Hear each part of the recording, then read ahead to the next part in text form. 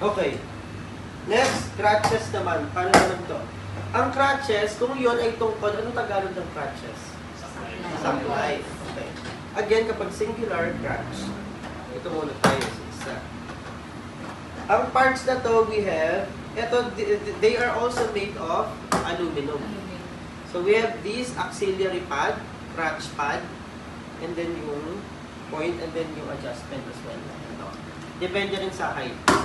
Ito, ang paggamit na to, kailangan, meron tayong 3 inches allowance sa auxiliary natin. Ito. 3 inches tuloy. 3 fingers allowance. Okay. Tapos, kailangan din, ito yung basis natin, kailangan naka-flex ng 20 to 30 degrees ang elbow natin. O hindi yung, hindi yung ganito ang paggamit na to. Okay? Support lang natin ito para hindi pero dito pa rin, yung force natin, ito pa rin dito sa, sa crutch pad pa rin. Support lang natin yung sa okay. Ito yung yung i-demo nyo sa crutches, sa assessment. Turuan ko kung paano yung demo later. Turuan ko muna kayo. Marami tayong different types ng gait patterns dito. Pag sinabi natin gait, ibig sabihin, kumbaga, way of walking.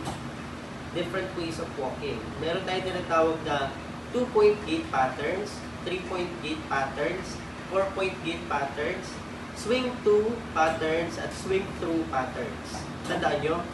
Swing 2 tsaka swing through. O, start muna tayo sa 2-point gait patterns. 2. Yung gait, ibig sabihin, spelling niya, G-A-I-T. Gait patterns. Okay. Kaya siya tinawag na 2-point gait patterns kasi dalawang mauna. Technically, 4 na yung maglalakad sa atin. We have the crutches and our good leg and bad leg. Okay? So, 4 yung maglalakad. Ang mauna is 2. Kaya siya tinawag na 2-point gait patterns. Ito siya.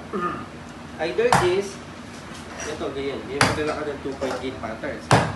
Pero, meron tayong 2 types ng gait patterns. Depende kasi kung ano yung gagamitin mo, kung ano yung unahin mo. Kasi pwedeng salungat or yung salungat, for example. Ito, magsasalungat siya, di ba? Pwede rin naman ganito. So, yun yung 2 types ng... Ang tawag doon, pagka parehong right side of the crutch, right crutch, tsaka right leg, either yung right or yung right leg mo, either good or bad, no? Basta, ang basis natin dito, reasons to why they're called ipsilateral, kasi pareho silang right. So, ito, ipsilateral, 2-point gait pattern to. Yan. Ipsilateral, tandaan ito ipsilateral 2-point gait pattern. Ito, yung pangalawa, second type of 2-point gait pattern natin is contralateral 2-point gait pattern. Ano naman to? Ibig sabihin, kontra magkasalungat. So, ganito naman siya. Pero still, 2-point gait pattern pa rin siya kasi dalawa pa rin yung nauna. Okay?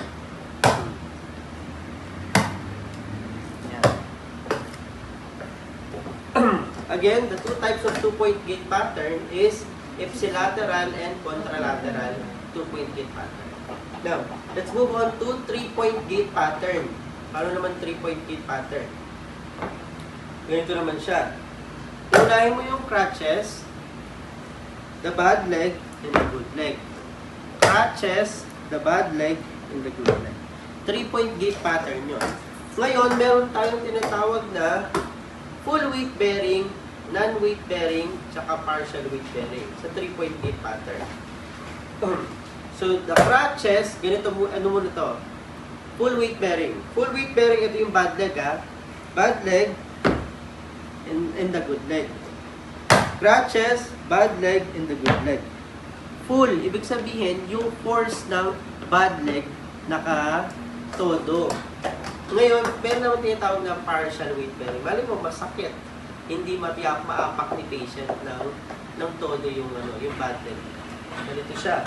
So, crutches, bad leg, and the good leg. Crutches, bad leg, and the good leg. That's partial weight bearing. Kapag ka non-weight bearing, totally hindi siya didikit sa floor. Ganito siya. The crutches, the bad leg, and the good leg. Crutches, bad leg, and the good leg. So that's non-weight bearing. Okay? Akala ko sir yung full weight yung sumahugan sa saklay mismo. Parang kumbaga yung buong pwersa mo. Hindi. Ang tinutukoy doon ito, yung weight ng bad leg natin. Yun ang tinutukoy doon. So yun ang 3 types ng 3.8 patterns. Okay, 4-point gait patterns naman tayo. 4-point gait patterns, isa-isa siya. So, 1, 2, 3, 4, 5. O, yun. Ganun lang siya. Basta isa-isa lang siya. That's 4-point gait pattern. Kahit ano unahin nyo dyan, unahin mo to, yung bad leg mo, good leg mo, basta isa-isa siya, isa-isa mong nilakad, 4-point gait patterns. Okay? Next, swing 2. Swing 2 is also a type of gait pattern, way of walking using crutches. So, crutches first, and then, swing 2, naka-align doon sa crutches yung yung paa. Okay? Sabay na siya yung good leg and bad leg. Swing through naman, ibig sabihin, lalagpas doon sa crutches. May mga ganito kasing maglakad. No?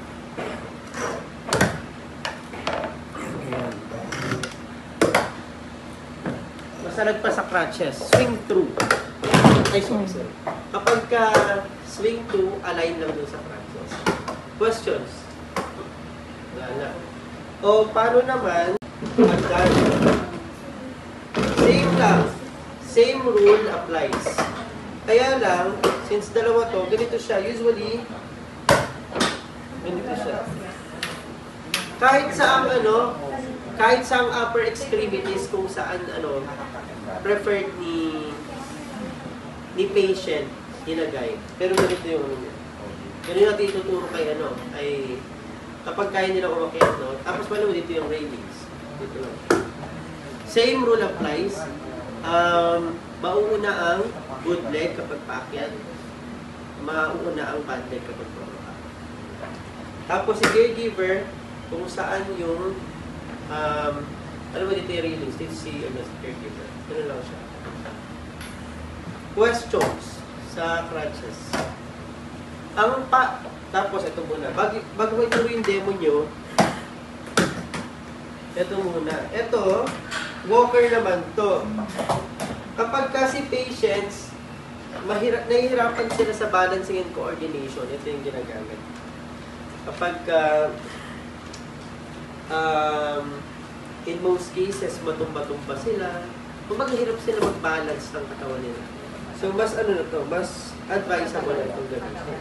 Kaya lang, ang ang disadvantage na to, mahirap iakyat to sa hagdan, kapag sasakay ng sasakyan.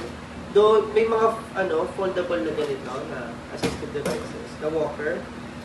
Pero mas pa rin, depende sa case ni patient kung ano yung kailangan niya. Pero ang i-demo nyo lang yung gait patterns. Hindi na yung diniscuss lang natin yan in case tanungin kayo ng assessment.